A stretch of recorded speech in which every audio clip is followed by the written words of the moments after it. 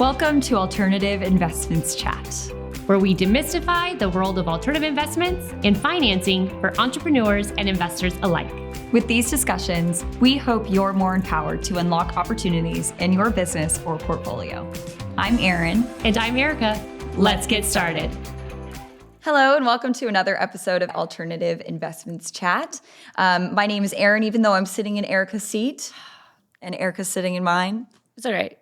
I'll be Freaky Friday day. Yeah, Freaky Friday day. I like it. I love it. Today, we're going to be talking about self-directed IRAs and why that might be a good option for some folks who are planning their retirement. Yeah, so you've probably heard of a traditional IRA or a Roth IRA, but self-directed IRAs are a little bit less known. So today we're going to talk about that and provide an overview of the self-directed IRAs, their key benefits, their challenges, and trends that are shaping the future here. Yeah, absolutely. So a good way to kick off this discussion is to obviously identify what a self-directed IRA is. What is that? In essence, it is a type of individual retirement account, IRA, that allows the inclusion of alternative investments.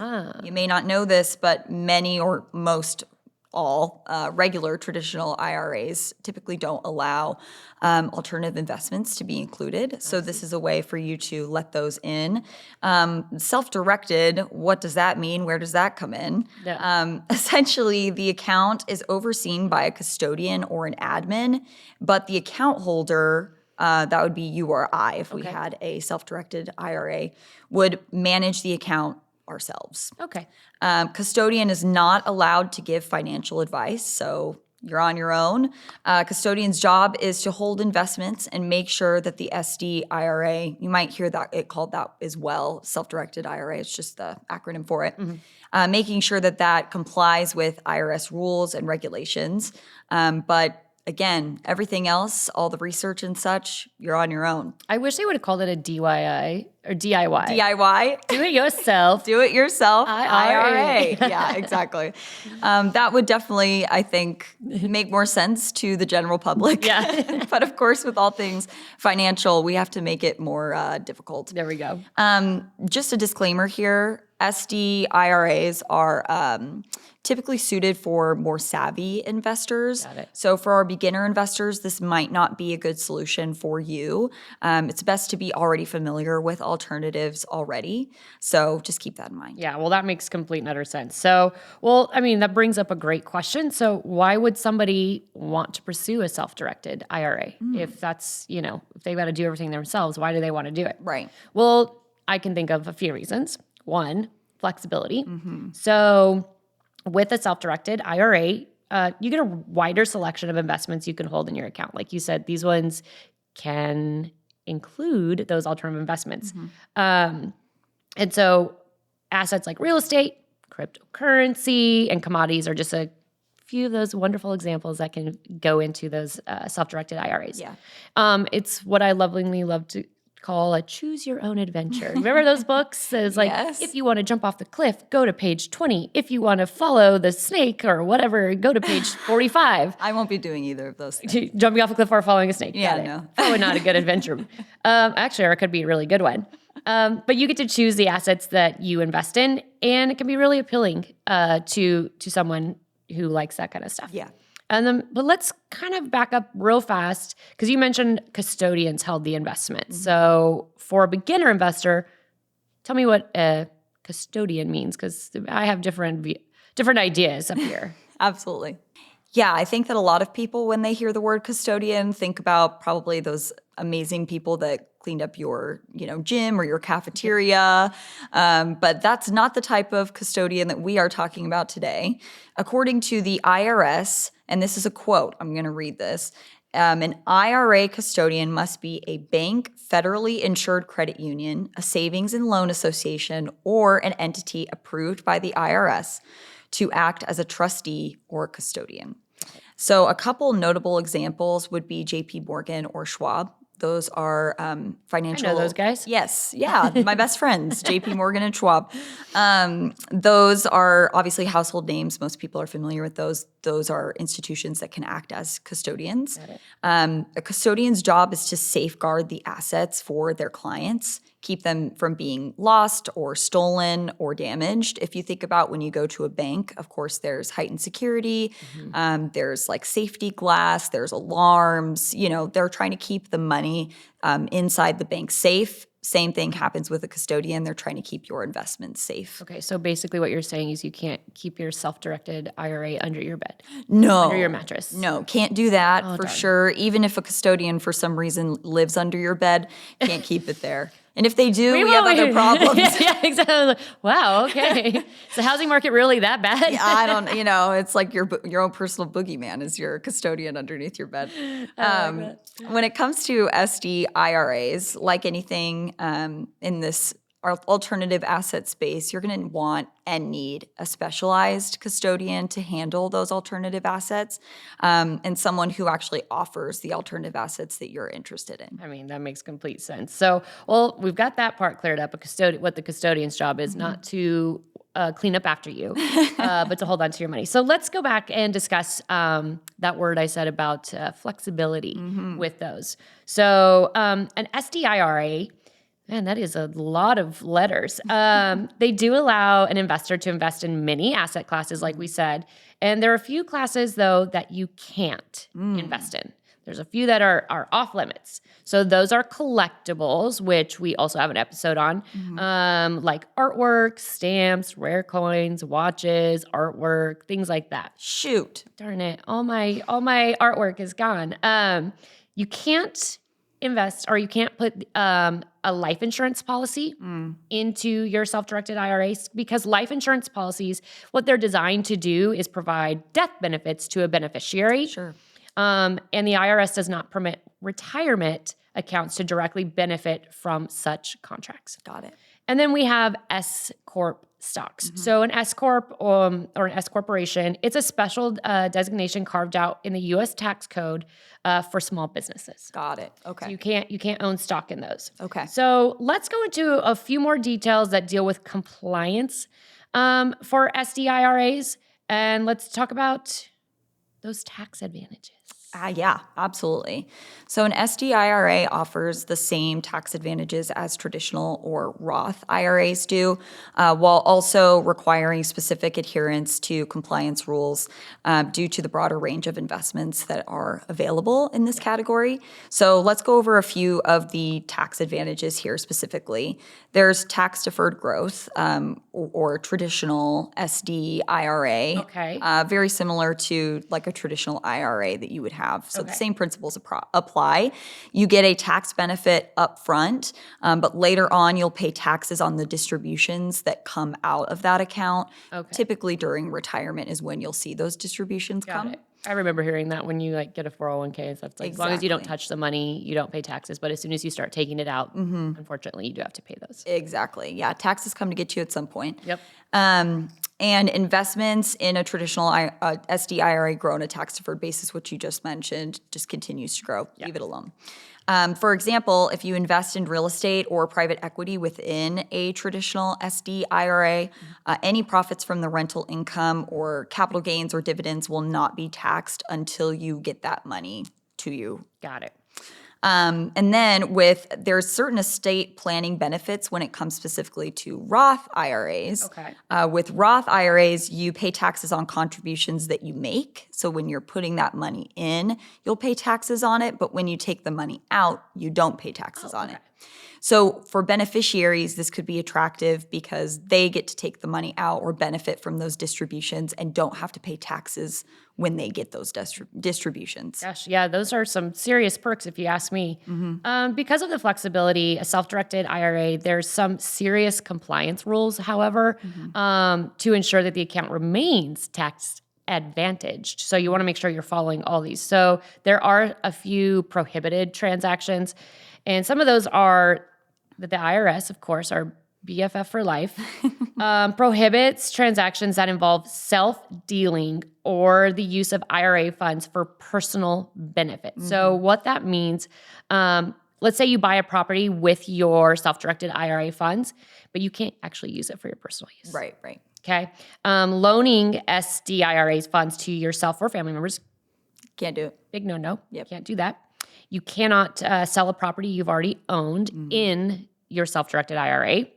And then engaging in prohibited transactions can cause the SD IRA to lose its tax advantages, triggering penalties and having to go and pay all those taxes at once. Right. There's also a compliance with disqualified persons. So SD IRAs cannot engage in transactions with disqualified persons, which include you, the account holder, your spouse, lineal ascendants. I love that.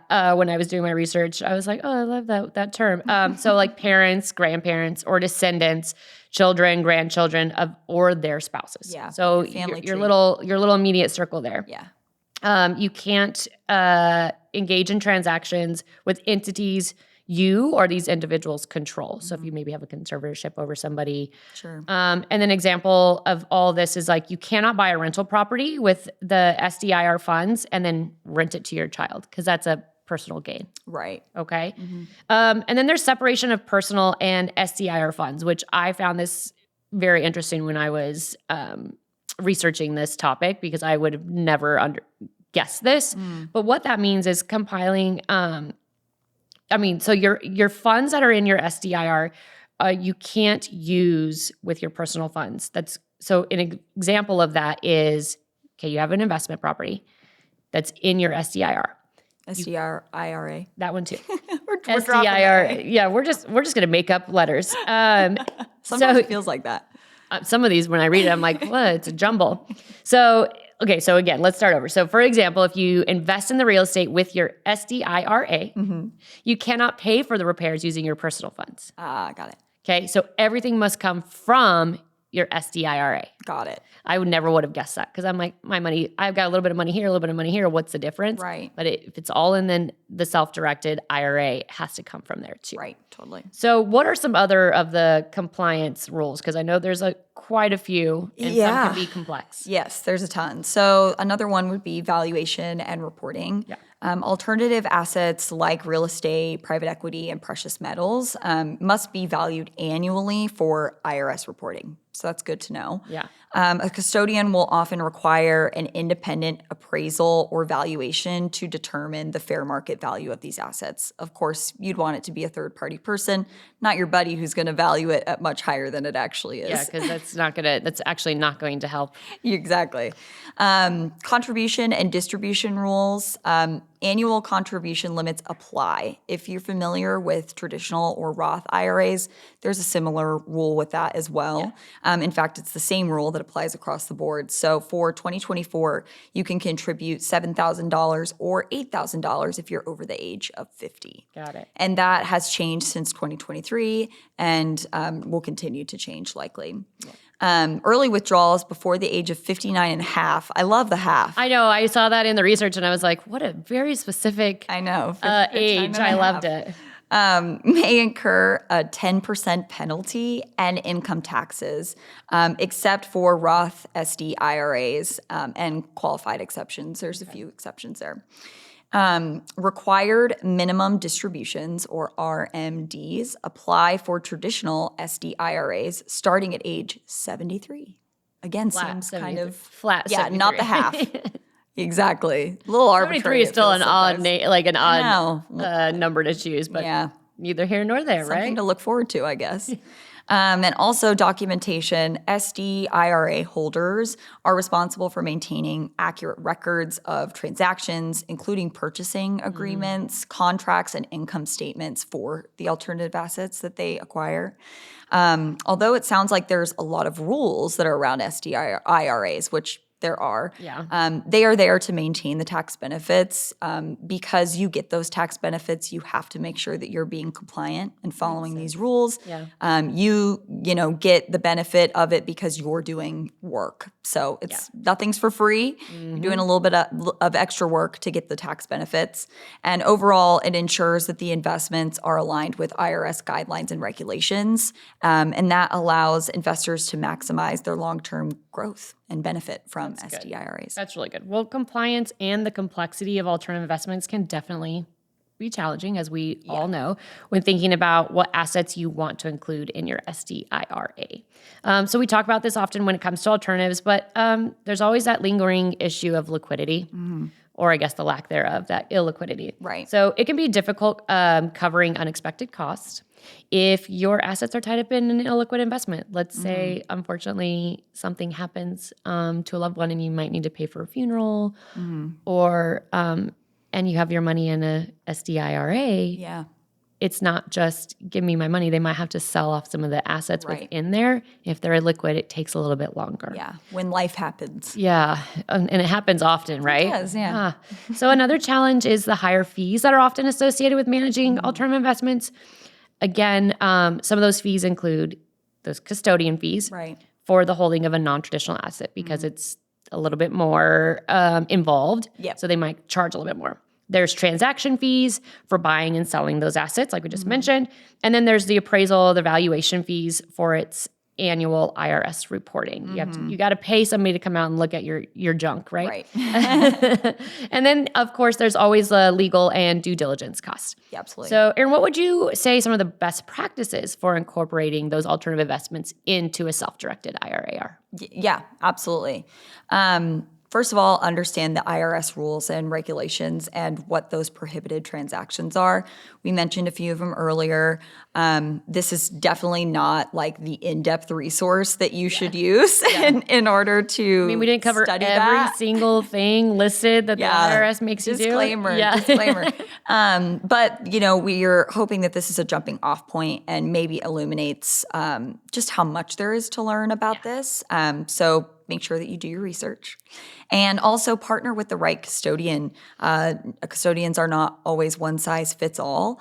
Choose a custodian that is experienced in handling alternative investments and is familiar with IRS compliance. You want to make sure that they know what the rules are. Or like, I think, if they say I think a lot, then we might need to might need to reconsider there. reach out to someone different. Yeah. And not only that, but they should also provide robust record keeping. You're going to need that. And also transparent fee structures. You don't want to go into working with a custodian where you don't exactly know how much they're charging. You want everything to be upfront and transparent. And also ask if a custodian has experience with your chosen asset classes. Ask questions, be curious. Also, if your custodian doesn't offer things that you're interested in, it's probably not the right fit for you. Yeah. So just be aware of that. Also, conduct thorough due diligence, as always. Yeah. I feel like we should get that tattooed because we say it so much. Yeah. Research all of the alternative investments to understand what the risks are, potential returns, and liquidity and legal and compliance issues.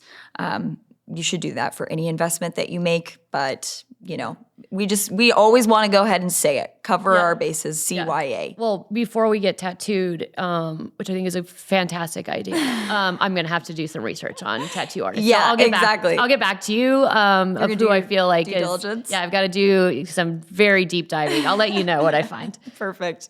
And also, obviously, work with professionals here, people. There are professionals out there for a reason. Yep. People dedicate their lives and their livelihood to becoming professionals in these areas. People like accountants, tax advisors, attorneys. Use your resources. You familiarize yourself with people who are familiar with SD IRAs. Yeah. And make sure that you can optimize this opportunity with people who understand alternative assets and how they can work for you or can help educate you and advise you so that you're not making poor decisions. Yeah. Of course, your custodian can advise you, but there are other people who can help. Yeah, they can. Well, it looks like the future for this is quite bright. So SD IRAs are now easier than ever to manage, mainly thanks to the internet. The internet. Our also our other BFF in life, the internet and the Google. So there's tons of online platforms nowadays. So several custodians offer online platforms and dashboards to more easily monitor your SD IRAs. You can click on, log in, and see how you're progressing. I think that's really cool. It's just like a quick snapshot. Absolutely. But again, at the palm of your hand, which all of us live on our cellular devices these days. So being able to have that is fun. There's online marketplaces also offer investors better visibility of investment options that they can actually include in their SD IRAs. Again, you might be familiar with alternative investments, but there is stuff coming out all the time. I could guarantee that 10 years ago, no one was ever thinking of cryptocurrency. So these marketplaces can be like, hey, look at me, I've got something new for you. And then some platforms provide options tailored to you depending on your goals, time horizons, and your interests. Again, we talked about socially conscious investing. So maybe you want to see some more of those options. A lot of these online platforms can kind of like your Netflix offer recommendations. Yeah, exactly. Your Picks algorithm for you. is for you because you liked. Totally. And then some platforms offer digital forms, automated tax reporting, and even compliance alerts. So they can be like, ding, ding, ding, ding. Hey, lady, you're doing this wrong. So that's something nice to also have in your back pocket. Yeah, it absolutely is. Seems like things are becoming easier, as with most things. Yep. Well, that just about takes us to the end of our episode today. Before we leave, let's remember that SD IRAs are recommended for our savvy investors, people who are experienced with alternative investments already. Yep. Doesn't mean that, if you're a baby investor now, you can maybe get to that point, but just be aware. Yeah. Make good choices. Be responsible. I love that. But they can be really attractive options for people who are planning their retirement and want greater control over their retirement plan and also increased flexibility. Yeah, and there's tons of books and articles out there. Again, we joke about due diligence and research, but it's really, really important. You don't want to get yourself stuck in something. Yeah. So again, thanks again for joining us today. Don't forget to like, subscribe, and enjoy this episode you can share it with friends if you want. Maybe you know someone who's planning for retirement and this might be interesting to them. Let your mom, your dad, your grandma know. So for our savvy investors out there, check out SD IRAs. They might be a great fit for you. And we'll see you next time. Thanks for joining us. Stay tuned for more insight on our next episode. And don't forget to subscribe to continue the alternative investments chat. See you next time. Content provided in this podcast is for informational purposes only and should not be construed as professional, financial, or investment advice. This podcast should not be construed as an offer to sell or a solicitation of any offer to buy any securities. We strongly recommend that you seek advice from a qualified professional before making any financial decisions.